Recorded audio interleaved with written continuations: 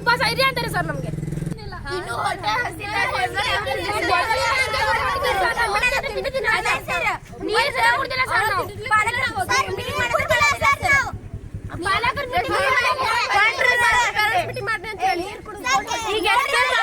ನಾವು ನಿಮ್ಗೆ ಹೇಳಿದ್ವಿ ಎಲ್ಲ ನಿಮ್ಗೆ ಏನಾಗಬೇಕು ಆ ವ್ಯವಸ್ಥೆಯನ್ನು ನಾವು ಮಾಡಿಕೊಡ್ತೇವೆ ಅಂತ ಹೇಳಿದ್ದೀವಿ, ಹೌದಿಲ್ಲ? ಮತ್ತೆ ಹೇಳಿದ್ರು ಯಾಕೆ ಮತ್ತೆ ಅದು ಸ್ಟ್ರೈಕು? ಮೊನ್ನೆ ಶಾಸಕರು ಹೇಳಿದರು, ಅಧಿಕಾರಿಗಳು ಬಂದು ಹೋಗಿದ್ದಾರೆ, ಅವ್ರ ಮೇಲೆ ನಾವು ಹೇಳಿದ್ದೀವಿ ಕ್ರಮ ನಾವು ಅದೇನು ಜರುಗಿಸ್ತೀವಿ. ಮಾಡಿದ್ರೆ ಸರಿ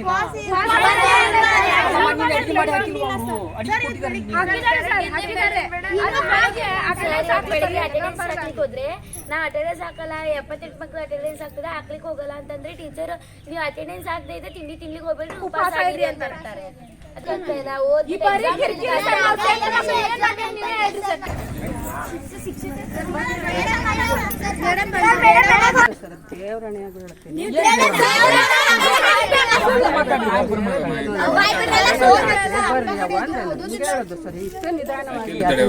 ಬರ್ರಿ ಅಂದೆ.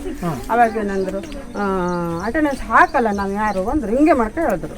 ಅವಾಗ ಅಟೆಂಡೆನ್ಸ್ ಹಾಕಿದ್ರು ತಿಂಡಿ ತಿನ್ಬೇಕಲ್ಲ ಅಂತ ಇಷ್ಟೇ ಮಾತಾಡೋದು ಸರ್. ನಿಮ್ಮ ಅಸಮಾಧಾನವನ್ನು ನೀವು ಹೇಳಿದ್ರಿಲ್ಲ, ಹೌದಾ? ಇನ್ನೂ ನಾನು ಅದನ್ನೇ ಹೇಳ್ತಾ ಇದ್ದೀನಿ, ನಿಮ್ಗೆ ನ್ಯಾಯವನ್ನು ಒದಗಿಸ್ಕೊಡ್ತೀವಿ ಅಂತ ಹೇಳ್ತಾ ಇದ್ದೀವಿ. ನಡ್ರಿ ಓಪನ್ ಆಗಿಲ್ಲ ಇತ್ತು, ನಾನು ಬಂದು ಓಪನ್ ಮಾಡಿ ಹಾಕ್ರಿ ಅಂದೆ. ಅವಾಗ ನಾವು ಯಾರು ಹಾಕಲ್ಲ ಅಂದ್ರು, ಇದೇ ಥರ ಮಾಡ್ಕೊಂಡು ಹೇಳಿದ್ರು. ಇಲ್ಲ ತಿಂಡಿ ಎಲ್ಲ ತಿನ್ಬೇಕಲ್ಲ, ಬಯೋಮೆಟ್ರಿಕ್ ಹಾಕದಿದ್ರೆ ಹೆಂಗೆ, ಇಷ್ಟೇ ಮಾತಾಡೋದು ನಾನು. ನಾವು ನಿನ್ನೆನೂ ಸಹಿತ ನಮ್ಮ ಸೋಷಿಯಲ್ ವೆಲ್ಫೇರ್ ಬಾಲಕಿಯರ ಹಾಸ್ಟೆಲ್ಗೆ ಬಂದು ಮೇಲಾಧಿಕಾರಿಗಳು ಹಾಗೂ ಮಾನ್ಯ ಶಾಸಕರ ನಿರ್ದೇಶನಕ್ಕೆ ಇಲ್ಲಿ ಬಂದಿದ್ವಿ.